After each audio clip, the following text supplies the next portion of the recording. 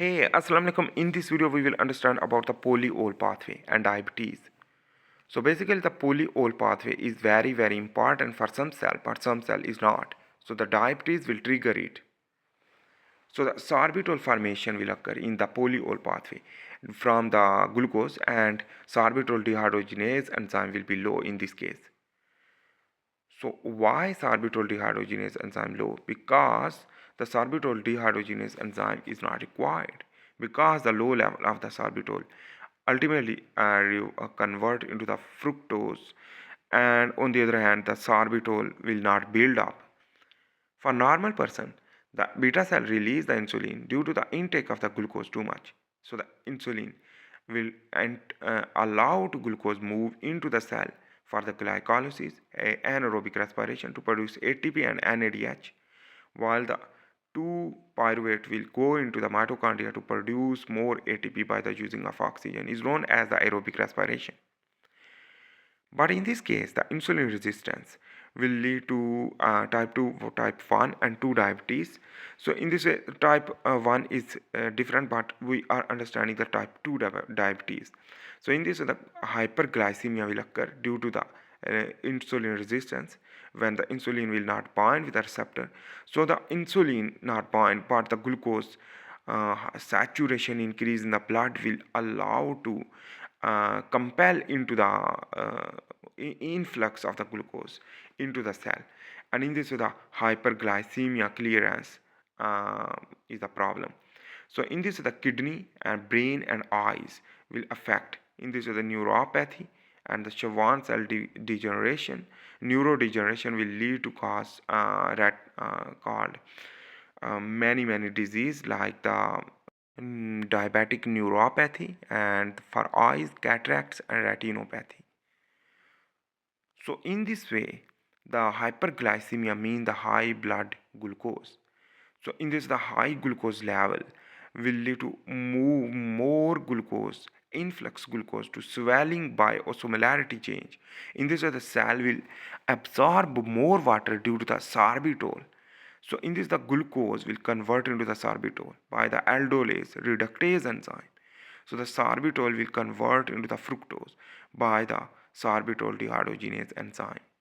But that sorbitol dehydrogenase enzyme deficiency in any cell, for example the kidney, brain and eyes, and in this way the fructose will not form. And in this way important thing is that the sorbitol will absorb more water due to the constriction of the solute will absorb the solvent. In this way the damaged tissue, retinopathy and neuropathy will occur. Damaged tissue due to the reactive oxygen species produce more, and due to the sorbitol will damage the cell, and more water build up will lead to swelling.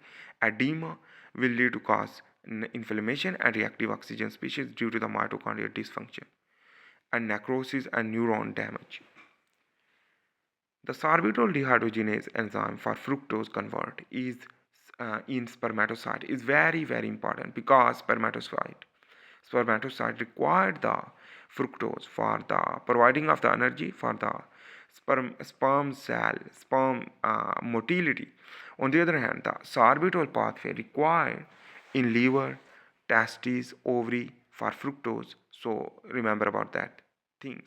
In liver, fructose will convert into the glycogen, while the fructose remain in the liver. So in this way the conversion, while the high concentration of glucose activate the aldose reductase enzyme in cell by the gene transcription.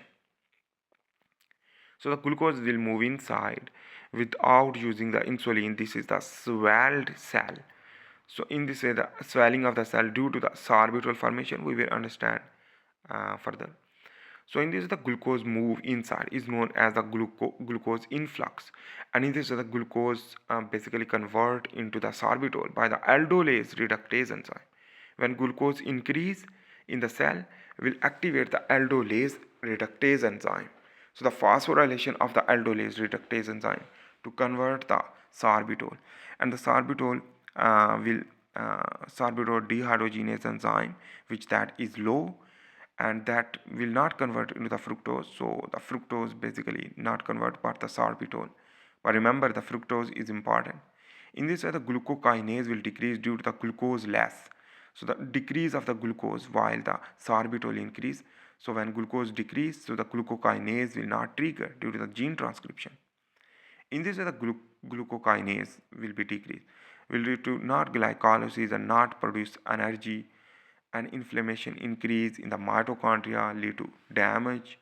While on the other hand, the aldose reductase transcription factor increase due to the glucose increase, while the galactose when increase also will lead to increase the aldose reductase to convert sorbitol for the glucose and the galactylol galacti galactiol galactitol galactitol conversion. So the galactokinase enzyme also decrease due to the not galactose present, while the sorbitol and the galactitol is present, which that basically galactose 1 phosphate and the glycolysis will decrease. In this way, the energy production from the pyruvate in the mitochondria also decrease. In this way, the inflammation increase. So I hope you make sense about that. This is a polyol pathway, which that will lead to damage the cell and neuropathy, retinopathy, nephropathy, inflammation, necrosis, and the nerve damage. So in this, the high fructose basically uh, ultimately trigger the glucokinase inhibition. So I hope you make sense about that. If you like my video, please make sure to subscribe, like, and share. Bye.